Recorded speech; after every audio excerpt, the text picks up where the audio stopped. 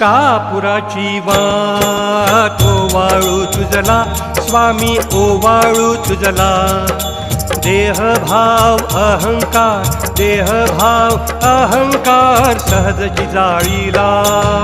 कापुराची वाट ओवाळू तुझला स्वामी ओवाळू तुझला देहभाव अहंकार सहजची जाळीला दया क्षमा शांती उजळली ज्योती स्वामी उजळली ज्योती स्वयं प्रकाश रूप स्वामी देखली मूर्ती